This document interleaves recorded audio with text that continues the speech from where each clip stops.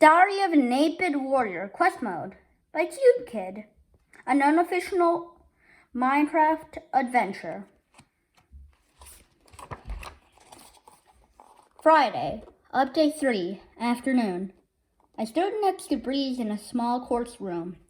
A sea lantern illuminated the room with a pale blue glow. Against the center of one wall stood a mysterious object. It was 3 blocks tall, 3 blocks wide, and flat like a banner, but instead of dyed wool, it was a surface like the calmest pool of water. Breeze reached out with her right hand and grazed her reflection. She lowered her hand, and we continued staring at ourselves in silence, in awe. It was the first time we'd seen ourselves this way. On top of that were our outfits. Our clothes were soon of spider silk. Puddles, the owner of the clothing castle, had worked with the humans for days to craft perfect recreations of Earth fashion. Then, to make us look even more majestic, our cloaks had been modified to fall over our shoulders. Poster children, symbols of hope, village towns, biggest stars. That's what we've become. Some would say it's sweet, a budding romance between 2 young heroes fighting valiantly against all odds. I'd say that's an exaggeration. Although Breeze and I are close, we haven't had much time for anything besides battle or preparations for the next, I guess. The mayor wants to change that, though. He wants the people to have something to believe in. I suppose that's why he whisked us away in the middle of the dance. And when we returned, we were to smile, hold hands, and raise them before a cheering crowd. You look so different from when we first met, I said. I suppose, Breeze said vacantly ahead. I wish we could have danced more. Me too. I adjusted the collar of my shirt. We heard a click, and the door opened. In the reflection, I saw the mayor step in. As he studied us, particularly our outfits, the faintest trace of a smile appeared beneath his mustache. I apologize for taking you away like this, he said, gliding in. I just wanted to make sure you 2 are looking your very best for the award ceremony. It's fine, Breeze said, still fixed on her reflection. The mayor slid between us and ran his gnarled finger along the edge of the object's smooth iron frame. So, what do you think? Do you like it? Breeze nodded. It's amazing. What is it called?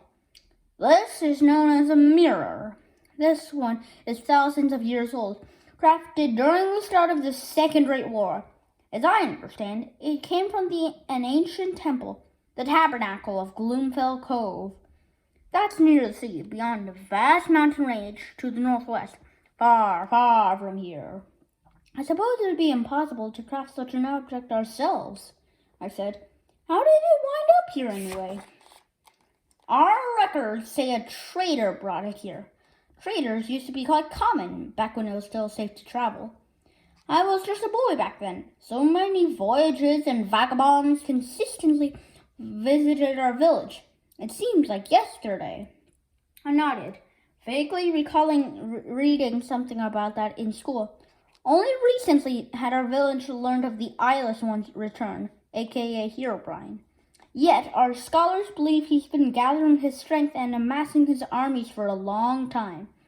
The coming wars, perhaps, something he's been planning for at least 50 years. Before that, monster attacks were far from common. You could have traveled the overworld for weeks without encountering one. And now... ... After staring off into nothingness for a moment, the mayor raised his head and smiled again. Was that a tear in the corner of his eye? You 2 look so wonderful, he finally said. Yes, you're exactly what our village needs right now. Another pause. I hope you can understand why I'm asking all of this of you. I looked his reflection in the eye. Of course, sir. Friday, Update 4, afternoon. We walked back in silence. Almost everyone was at the party, so the streets were mostly empty. Still, we could still see distant silhouettes on the wall, spaced evenly every 100 blocks, more or less, humans standing watch. Enchanted bows slung over their shoulders. There was, no doubt, at least one more up in the sky tower, ready to activate the note-block alarm system should trouble arise. But I couldn't see into the tower's nest from here. Upon reaching the village hall, things were mostly the same as when we left. Posters and banners, jukeboxes and cakes. Yum. And 1,000 or so people celebrating Village Town's success. Hooray! Even though the eyeless one was still out there, his minions had been driven back. For us, that was enough. At this point, we'll take any victory we can get, no matter how small. I heard some laughter to my left. Breeze was already being swept away by a handful of human girls. They couldn't get over her cloak. Stump couldn't get over mine. After he slapped me on the back and flashed a huge grin, his gaze fell to my shoulder. What's that about? For the award ceremony, I guess. I glanced around at the jovial crowd of villagers and humans. So, what's new? Have you heard anything since I left? Yeah, this kid, Tucker, I think, said he was playing on the wall the other morning and saw a rabbit on the plains. And not just any rabbit. He claims he was a zombie. Stump made a spooky face, then busted out laughing. The imaginations of kids these days.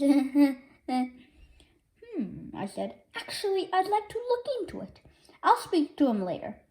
Also, I keep seeing this weird old man, Stump said. Red robes, red hat, black sunglasses, huge white beard.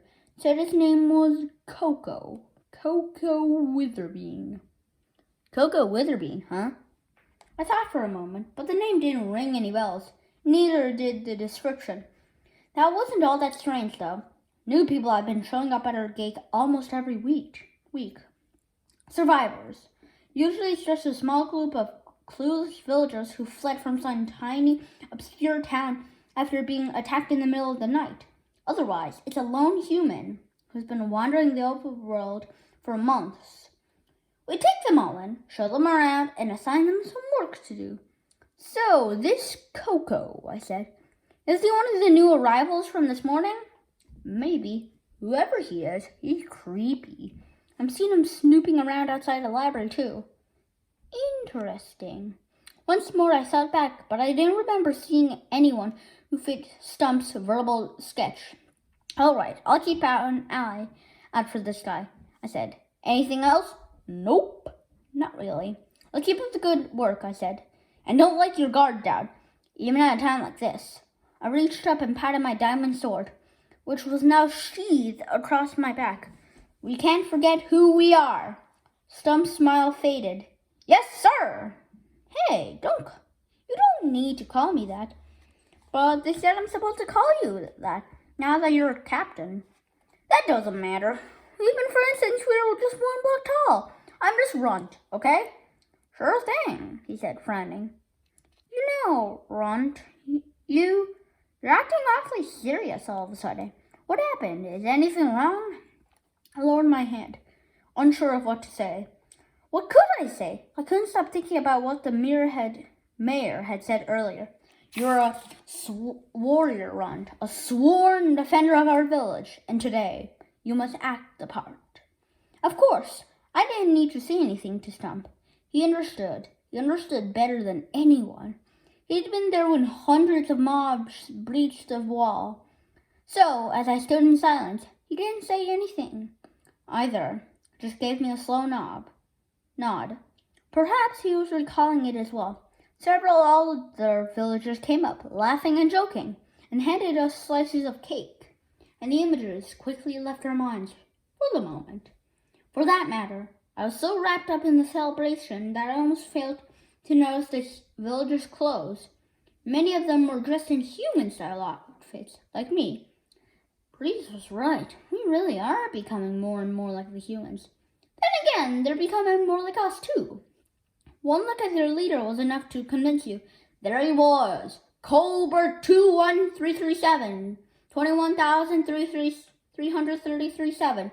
He who hails from Earth, Lord Commander of the Lost Legion, dressed in a villager's robe? Please stop calling me that. he yelled. Kolb will do just fine. I really need to find another one of those enchanted name tags so I can change this silly name. By the way, I have an important announcement. My best friend, Caleb, recently discovered how to craft apple pie. We'd like to share some with you guys.